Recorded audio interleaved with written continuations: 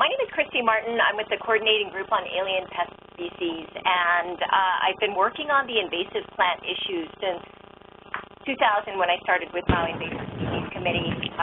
When I moved to the statewide position, CGAPS, I started doing outreach about the weed risk assessment, and that, for folks that aren't aware of the weed risk assessment, it's basically 49 questions about a plant, and it comes out with a prediction of whether or not that plant will be invasive, habitat, planting it in, and it's 90% accurate. That is, you know, when you look at things, and what the risk score was, it was actually more than 95% accurate at picking out which one. So when I was doing outreach about that, we went to the state and started talking to industry associations and plant industry horticulture. We even were talking to some early biofuel companies about it. One of the questions that came up was, well, are we using this proactively? And we figure out what's outside of Hawaii and prevent it from coming in, and we prevent the next myconia.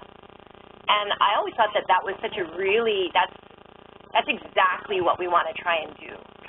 You know, we clearly have to continue to work on those plant species that are impacting our environment and our resources, but we can also try to work smarter and try to focus on the ones that we could prevent from coming in the first place. And really that's what this presentation is about, and that's what the scope of work that we're going to be talking about. We're only focusing on those ones that we can possibly prevent. So the problem, in case you're new to it, more than 80% of invasive plants were intentionally introduced. Now, people also were saying, when I would go and do outreach, well, what about all those things that, you know, ride in on commodities or people's shoes? I said, yes, that absolutely does happen. But when you look at our suite of invasive plants in the forest now, 80% of those were imported intentionally. So we're going to focus on that part of the problem. Yeah, we could be focusing on people's shoes, but we're not going to do that through this. Also, people were saying, well, we've got federal and state laws. Don't they protect us? I would say largely no. There's only less than 1% of the world's plants are actually regulated for import into a state.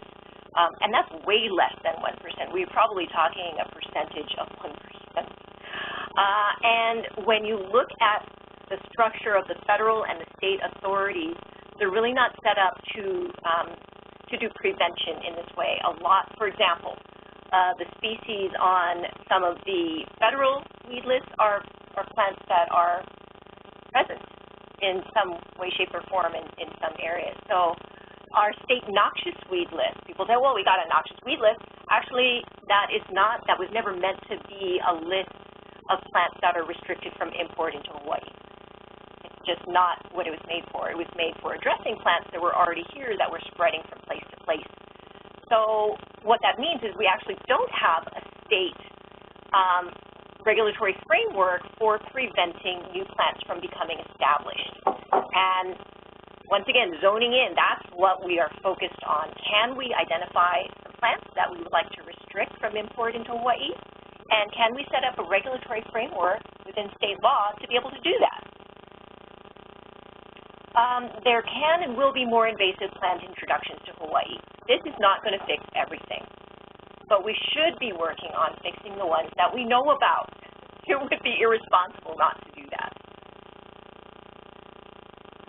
It does fold nicely into this excellent planning effort that was done, a multi-agency, interagency biosecurity plan, and some of you folks that are on the phone participated in this effort. It was taken to each island, and one of the points of the plan is to create the rules to be able to restrict some species from being imported, because they're not here yet, and we're pretty sure they're going to be bad actors.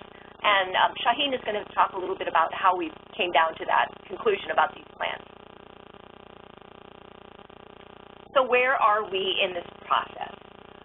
Phase one was really to develop a proposed list of restricted plant species, and through CGAPS and funding from Ha'uli Maunaloa Foundation, we were able to contract Shahin Ansari, who is one of the original weed risk screeners for the state when she was in grad school up at the University of Hawaii. She just got experience doing this, so she was the best person to do this job. We also informed plant industries and partners. Some of you folks remember Amanda Skelton. That was an early outreach person making sure people remembered what the weed risk is and then understood what it was we were trying to get to. And so we've tried to continue outreach all along. And number 3, we wanted to identify the policy mechanism that we might be able to use. Remember, if it's absent within the statute or a rule is absent, then we have to figure out where to put it, where it's not going to impact other laws. And we have some excellent help from a legal fellow, Catherine Stanaway. So phase 2, draft rules, draft proposed rules. And now we can't call it draft rules because we haven't entered a rulemaking. But Catherine was able to identify some possible language and a possible location where this could go within the state rules. Where we are now is in yellow. Update plant industry and partners. You know, we're giving this brown bag. Hopefully people that can't stop work in the middle of the day can access this. It's going to be recorded and put onto the HISP website. We're also going to be presenting this information at the Landscape Industry Council Conference coming up next week. We do have a phase 3 on there if you're interested in next steps where we're going. We would like to enter the public rulemaking, hopefully with everybody's blessing. And the way we want to do this is petition the Board of Ag. This is going to be Chelsea Arnott, who's the CGAPS planner. She's going to present on that in just a few minutes. We would like to enter rulemaking, but that's at the discretion of the Board of Ag. They'll either say that's a good idea or they'll say go back to the drawing board. So fingers crossed. And then we could potentially enter some decision-making and implementation. So really, we're just in the middle phase. We're at the yellow part. So I get to turn this over now. My whole responsibility is now shifting to, I think Chelsea's going to present next, or Shahin will present next. Thank you. Well, thanks, Christy. So what I'll do is briefly describe this very first step and how I went about developing the framework to propose plans for listing.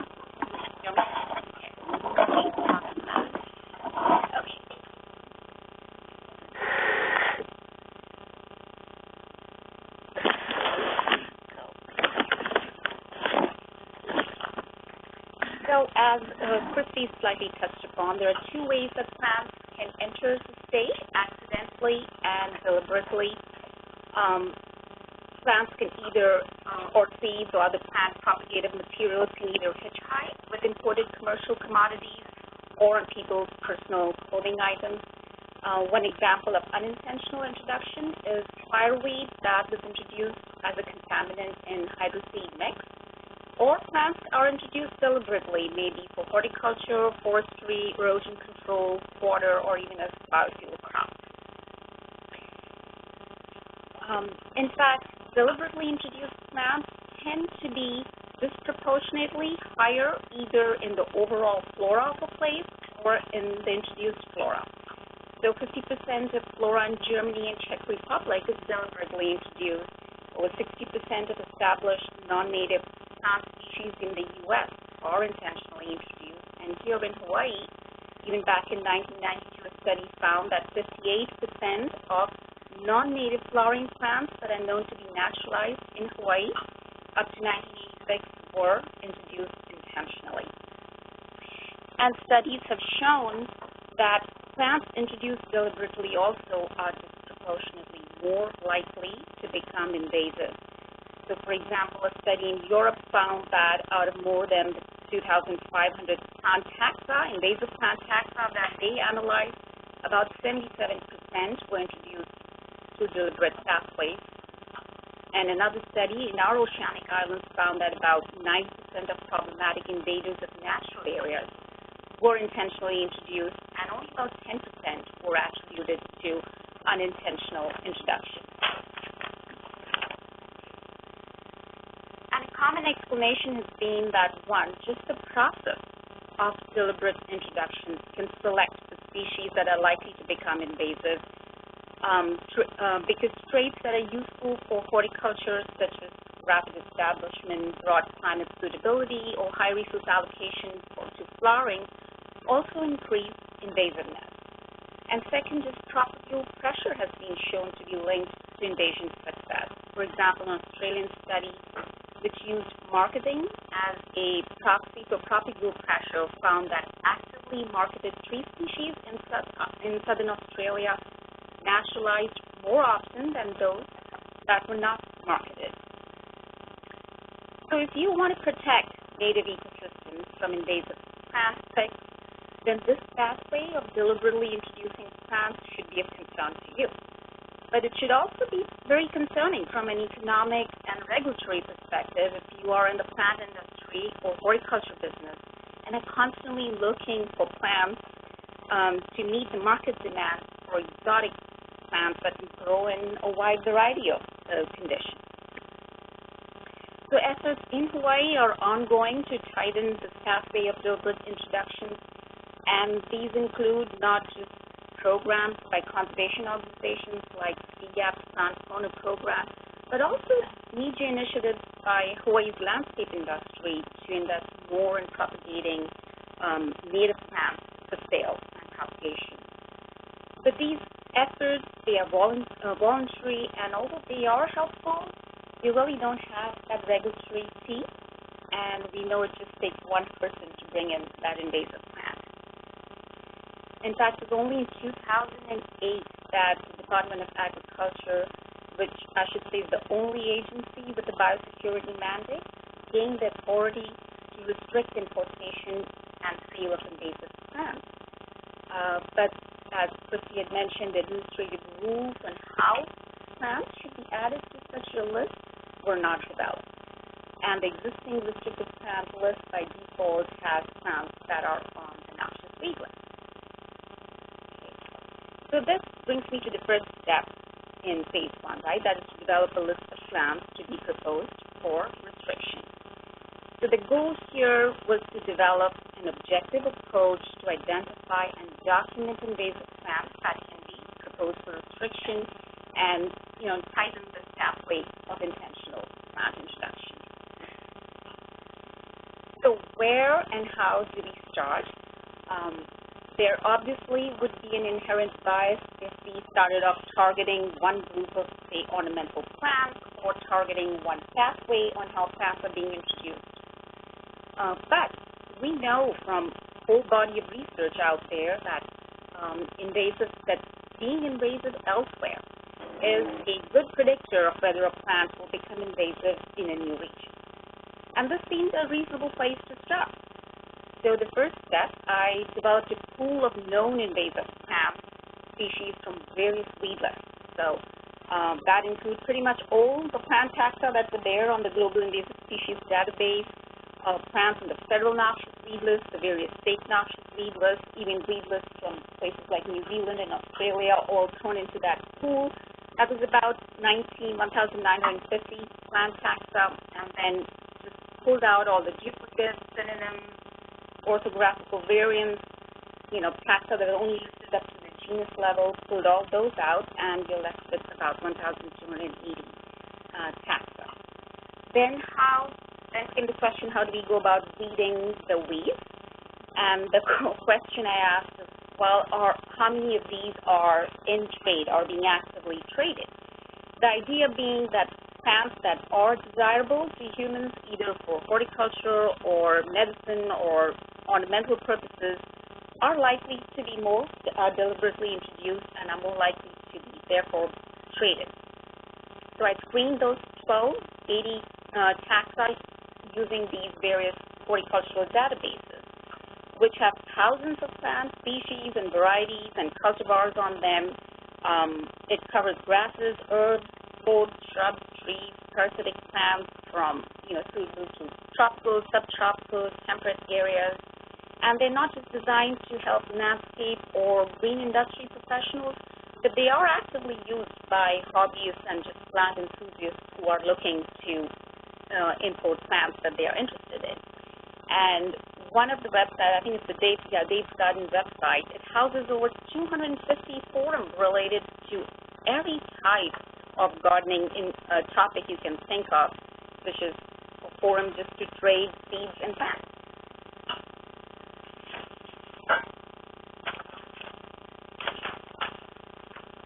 Okay, there you go. So using that filter, I came down to about 55% of the invasive plants were found to be in trade.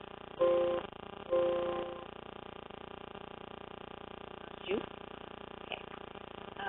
So now it doesn't make sense to restrict the importation of a plant that is already in Hawaii. So the next question was, is the plant supposed to occur in Hawaii? And for this, I relied on native and naturalized plant checklists for Hawaii and the Vision Museum checklist for cultivated plants.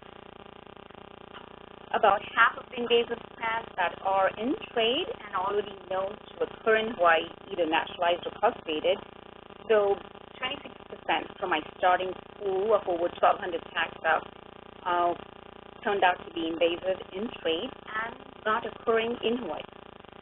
Then the first question I asked was whether the plants are known to occur in continental U.S.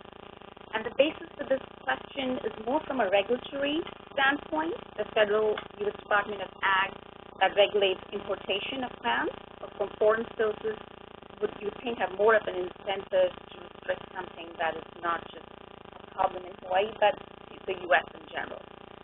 And for this, I used the USDA plants database, which has information on native and naturalized plants in North America and the U.S. territories as well.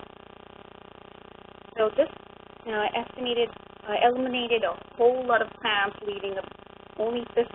That's about 4% of the plants that are known to be now they're invasive, they're in trade, and they're not known to be in Hawaii or in the U.S.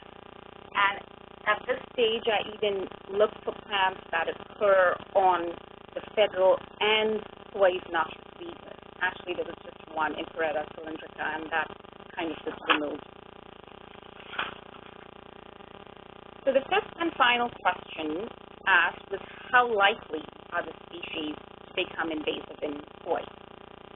And for this, I relied on our tested tool, the Hawaii Pacific Weed Risk Assessment, and all the species were run through that tool.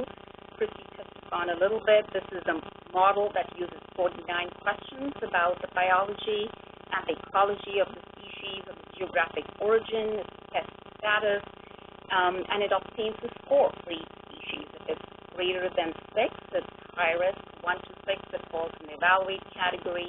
Lower than 1, it's considered low risk. It goes to a second screening and then again falls into either high or low risk or could continue to remain in that evaluate category.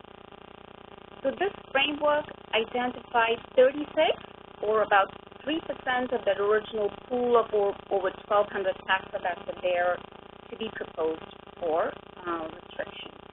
And on consultation with some botanical field experts, we found that some of them, about 3 were already here, and one just recently documented to be naturalizing. So they were deleted, and here is the list of 33 taxa that are being proposed for restriction from importation. And the numbers to the right that you see are the HPWRA scores. And we just take a sampling of some of those plants on that on the list. So the process did catch a variety of plants. So we have Nymphoides germinata, which is an aquatic plant native to Australia. It's traded as a pond, as an aquatic plant. It's known to form dense mats and impede waterways, inhibiting the growth of other desirable aquatic plants. It's prohibited in South Africa, in New Zealand. The woody vine to the red, the trailing lily, that's native to Colombia and Ecuador. It also has a smothering growth habit, and it spreads via seeds. It spreads vegetatively as well. It's invasive in New Zealand. The grass down to the left, that's native to the subalpine areas in the Mediterranean. It's not known to have escaped cultivation, but because it's not palatable to livestock, it tends to overtake pastures, and for that one reason it is prohibited for cultivation in Australia. And I think we have that's native to the Mediterranean. It's invasive in the Pacific region. Again, bird dispersed seeds, form stem stand, and eventually root vegetation. That's one of the reasons why it's invasive. So I think with that, I'll just move it over to Chelsea. She'll tell us a little bit more about the outreach part of the project and also the policy mechanisms surrounding restricted plants. Thanks, Shahin. So now we're getting into phase 1 in that step 2, which is informing plant industries and partners. And Christy touched on it a little before in the introduction that Amanda, back in the day, not back in the day, but a few years ago, was doing outreach on this topic, and Shahin and Amanda also presented at the 2016 LICH conference talking about this proposed list of restricted plant lists and the process that Shahin developed for coming up with this list. And I'm going to talk about more recent outreach that's been done, and this has been focused on early engagement with various plant industries and our partners. So 2 tactics we used. Developed a general survey, and we sent this out to various plant industries, and this was just touching on who's still actively importing, what groups are doing that, and then also kind of just getting general knowledge of invasive plants, their perceptions on that, and then also how their attitude towards such a policy that would be restricting plants from importation. Basically, we were trying to understand, would people be supportive of this policy? The second tactic we used, not tactic, but we did presentations to members of various plant industries and also some forums on a statewide basis, so Botanical Society, the Hawaii Conservation Conference. And these presentations were mostly focused on the need for such a policy to prevent invasive plant introductions, and then just a real brief overview of what we're proposing as the process. At that time, a year ago, we didn't really have these details worked out. We did have Shahin's restricted plant list, but we've been fine-tuning that along the way, and we didn't have these draft proposed rules that we're going to be talking about in a minute. So just to go over some of those key takeaways from the initial outreach, a few of those were from the presentation specifically that there was concern that industry voice will be missing from the process. And if we're going to be listing these species and having criteria for that, there also needs to be a delisting process. Also, it was brought up that there's a need for additional extension agents to develop new cultivars and varieties. So that would be CGAPS extension agents that focus on ornamental plants. And then from the survey, just some real general results. We had different plant groups, and the wholesale grower nurseries and retail garden stores received the most impact from import restrictions. And this could be due to they're the ones that are most actively importing out of the various plant groups that we surveyed. But overall, the majority of respondents, over 80%, stated that they would support this policy when it was explained to them before answering this question. And we bring this up because we are trying to address those concerns. So those 3 concerns, we are taking people's feedback and trying to address it as best we can throughout this process. Okay, so that's the initial outreach, and we're working our way through phase 1, and now we're at identify policy mechanism, and we've kind of touched on this throughout this process. And we have a policy mechanism, and it's written in the Hawaii Revised Statute 150A 6.1. And what that says is, you can see it right here, the board, which is the Board of Agriculture, shall maintain a list of restricted plants that require a permit for entry into the state. So this statute right here does give us a framework to build off of. But right now, this is just bare bones. It's just a statute. There are no rules, and there is no actual list of restricted plants for this statute. And with that, that moves us into phase 2, and no more pictures, it's just going to be words. So now we're going to be talking about the draft proposed rules. And again, this was done by Catherine Stanaway, and with the help of the Hawaii Department of Agriculture, and I'm going to do my best to kind of summarize what she's developed here for the restricted plant. And I always write notes, but I shouldn't because I never follow them. All right. So again, we have this process. What we talked about earlier is a policy mechanism that currently exists. This is the statute. Again, that's that 150A 6.1 that I just read in the previous slide, and that gives authorization to the board to maintain a list of restricted plants. So we have that in existence. And again, this is the bare bones, and now we need the meat. So that meat is what we're trying to do is create a new chapter in the Hawaii Administrative Rules. And this chapter would be where you find the rules relating to the restricted plant statute. It's going to be entitled, or we want it to be entitled, Plant and Non-Domestic Animal Quarantine Restricted Plant Rules. And this would be placed in Chapter 4-70A. And this is where restricted plant is defined, the purpose is explained, and the listing of plants and the permitting process and requirements are outlined. Everybody still with me?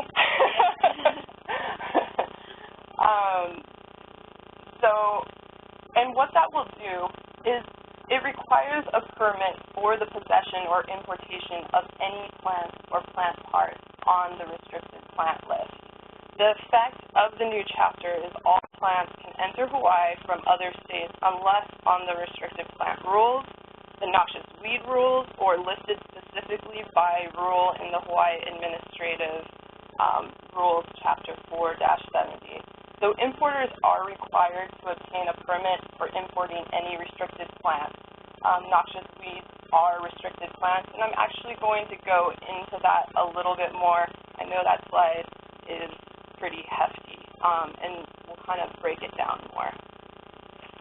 So before we go into that, we need to define restricted plant. So what does restricted plant mean? Well, there's actually 3 parts to it.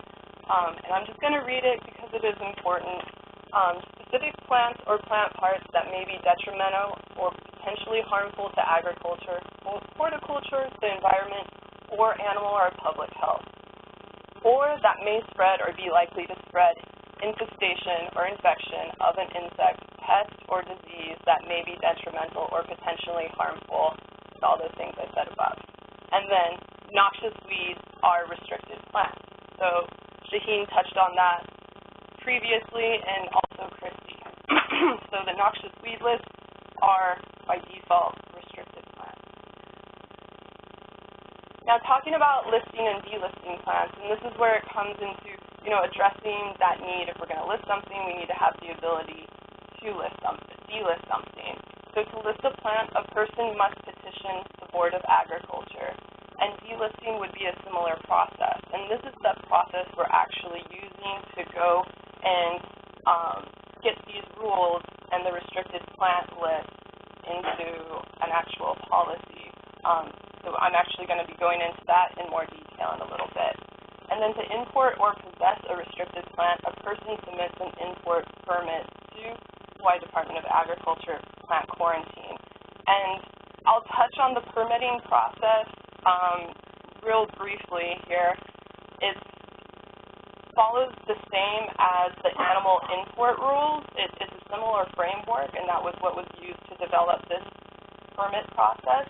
So you fill out a permit application, you do the name, you do the species, and you even need to kind of say where you're going to be containing this plant. And there may be a fee required for the processing or issuance of the permit, depending on what the purpose is, and then you submit that application to the Chief of Agriculture for review.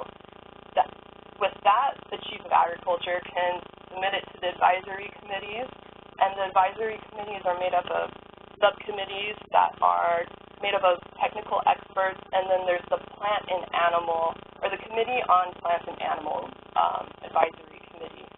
And so once those committees have made their comments and recommendations, they send that package to the Board of Agriculture for review.